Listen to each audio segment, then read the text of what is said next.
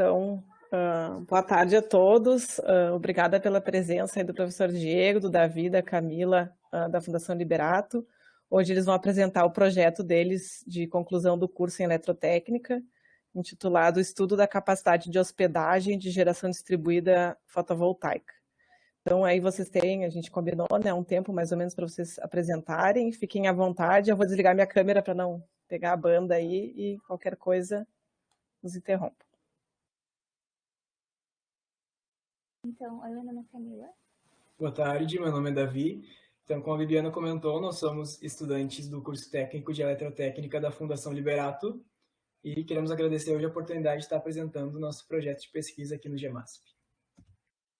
Então, como o nome do projeto diz, a gente vai fazer um estudo da capacidade de hospedagem de geração distribuída fotovoltaica. A gente vai fazer isso por meio da análise dos limites de tensão corrente, que são estabelecidos pelo módulo 8 do PRODIST. Então, a gente visa determinar o ponto máximo de inserção. O nosso projeto ele é baseado em duas resoluções normativas da ANEEL. A primeira é a número 482, que foi feita em 2012, e ela possibilitou ao consumidor gerar e distribuir energia elétrica por meio de fontes renováveis. E, em segundo lugar, a resolução número 637, que foi feita em 2015, e ela fez com que as unidades geradoras começassem a crescer no Brasil, porque ela deu a alternativa de geração compartilhada, de empreendimento com múltiplas unidades consumidoras e também do autoconsumo remoto. Então, a partir dessas duas soluções, a geração distribuída ela vem aumentando tanto em unidades consumidoras e, consequentemente, em potência instalada. Então, a gente resolveu estudar isso exatamente porque ela é fácil de inserir na rede, mas ela tem consequências. Então, aqui a gente tem um exemplo para exemplificar um pouco sobre o que é a capacidade de hospedagem. Então, a gente tem uma carga que está exigindo 4 MW, e então a gente tem vindo da linha 4 MW para ser entregues para essa carga. Agora, caso a gente insira 2 MW no meio dessa rede, então a gente tem, somados a esses 2 MW, 2 MW vindo da rede de distribuição também, para que elas sejam distribuídas a carga e então ela seja suprida. Agora, caso a gente insira 4 MW, não será necessário vir nada da rede de distribuição, então esse seria o caso ideal, porque tudo que está sendo gerado está sendo consumido, né? Aí é um ponto em que a energia renovável é positiva. Mas caso a gente insira 10 MW, então a gente tem 4 MW indo para a carga, que é o que ela precisa, mas a gente tem 6 MW voltando. E isso gera um fluxo bidirecional, e como os sistemas brasileiros eles não são projetados, eles são projetados na verdade como circuitos passivos, eles não estão preparados para esse fluxo bidirecional. Isso causa problemas como sobretensão e sobrecorrente, sobrecarga. Então, a capacidade de hospedagem ela é exatamente esse ponto máximo de inserção de GD sem que os limites sejam violados, né? Então, a hipótese da nossa pesquisa é que é possível determinar a capacidade de hospedagem da GD fotovoltaica, e a gente vai fazer isso por meio das análises das simulações que a gente fez no software OpenDSS. E para isso a gente vai utilizar a rede teste I3E13 barras e vai inserir nela, então, curvas de carga e de geração fotovoltaica. Então, as etapas do nosso projeto: em primeira, a gente estudou projetos semelhantes e leu alguns artigos. Em segunda, a gente estudou o software OpenDSS. Depois, nós estudamos o módulo 8 do PRODIST e também o Renewables Ninja, que é um site que estima a quantidade de energia que pode ser gerada por meio do solar fotovoltaico. Então, a gente começou simulações no OpenDSS. A partir disso, a gente plotou os resultados para o gráfico do Excel, para que a gente visualmente conseguisse ver se os limites foram violados ou não. E então, a gente chegou a uma conclusão.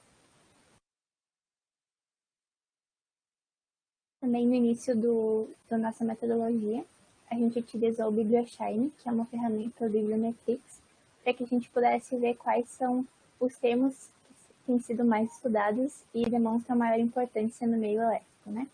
Desses termos, o OpenDSS, a capacidade de hospedagem e a geração fotovoltaica, assim como o sistema de distribuição, foram termos que se sobressaíram, então a gente consegue ver a importância disso atualmente. Bom, a rede teste escolhida foi a I3E13 barras, porque ela é uma rede utilizada por diversos pesquisadores para simular redes inteligentes, em especial com inserção de geração distribuída, como é o caso do nosso projeto. E nessa figura, a gente pode ver, através da simbologia, a espessura dos trechos dessa rede e, consequentemente, também o limite de corrente de cada um dos trechos. E essa informação é muito importante para que depois a gente possa analisar na nossa pesquisa se houve ali uma violação do limite de corrente ou não. Então, antes de demonstrar os casos, a gente trouxe um caso base sem inserção de GD, com um gráfico da tensão em um trecho no tronco da rede 3x13 barras durante um período de 24 horas. Então, a gente pode ver que o comportamento da tensão é um comportamento padrão, a gente não tem uma violação nem de sobretensão, nem de subtensão, assim como também o caso da corrente, que também tem um comportamento normal. Então, a partir disso, nós iniciamos 2 estudos de caso, o primeiro deles, inserindo a geração distribuída fotovoltaica na barra 671, que faz parte do tronco da rede, e no caso 2, inserindo a geração distribuída fotovoltaica na barra 652, que é a barra mais distante da subestação e faz parte de um trecho subterrâneo que nós achamos que seria interessante analisar também. Então, no caso 1, além da inserção da GD, nós também simulamos 3 monitores em 3 trechos diferentes da rede para poder acompanhar as grandezas elétricas e monitorar essas possíveis violações de sobretensão e sobrecarga. Então, nós iniciamos as simulações inserindo 1.155 kW de GD. E esse valor foi escolhido porque ele corresponde a 100% da carga local da barra 671.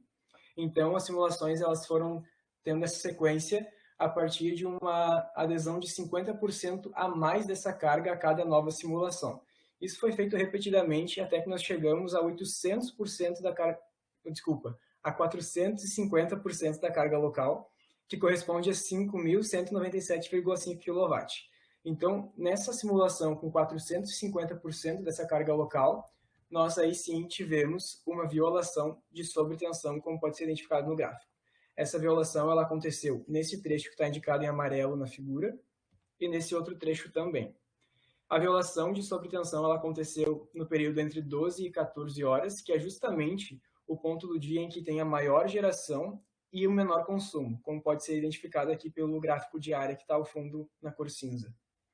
Então, para identificar qual que é a capacidade de hospedagem dessa rede, nós tomamos como base a simulação imediatamente anterior a essa, ou seja, inserindo 400% da carga local, que corresponde a 4.620 kW.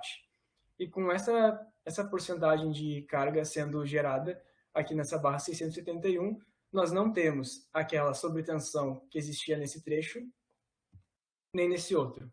Então, para esse caso, inserindo a GD na barra 671, nós determinamos que a capacidade de hospedagem seria 4.620 kW, ou seja, 400% da carga local. Em relação ao caso 2, nós inserimos, além da GD, também 3 monitores em 3 trechos diferentes da rede, para novamente monitorar as grandezas elétricas, mas dessa vez nós iniciamos as simulações inserindo 128 kW na barra 652, porque é justamente 100% da carga local dessa barra 652. Então, a partir disso, foi adotada a mesma metodologia do caso 1, adicionando 50% a mais de carga a cada nova simulação, até que se chegou a 800% dessa carga, que corresponde a 1.028 kW, e nesse momento a gente teve uma violação do limite de corrente, neste trecho aqui que está indicado em roxo, e nesse outro trecho também. Então, essa violação do limite de corrente aconteceu também entre as 12 e 14 horas, porque, como tinha explicado anteriormente, é o momento de maior geração e menor consumo. Então, da mesma maneira que foi feito no caso 1 também, a gente toma a simulação imediatamente anterior a essa, ou seja, inserindo 750% da carga local, que seriam 960 kW. Então, nesse momento, nesse trecho da rede, nós não temos mais a violação da corrente, e aqui também não, nesse outro trecho. Então, para esse caso 2, inserindo a geração distribuída fotovoltaica nessa barra 652, ficou determinado que a capacidade de hospedagem seria de 960 kW. Então, até o momento, nós concluímos que o OpenDSS e a rede teste 3x13 barras podem sim ser utilizados para simular e estudar a capacidade de hospedagem. Então, as próximas etapas Em primeiro é a participação na FACEIT, que é a feira interna do Liberato, que vai acontecer semana que vem. Em segundo, o monitoramento de mais linhas da rede de teste em cada estudo de caso, para que a gente possa apresentar mais detalhadamente os resultados. Em terceiro, a análise dos estudos de caso quanto à subtensão, porque no primeiro caso a gente não teve sobretensão nem sobrecarga, mas a gente teve subtensão. E em quarto, a conclusão da escrita do relatório.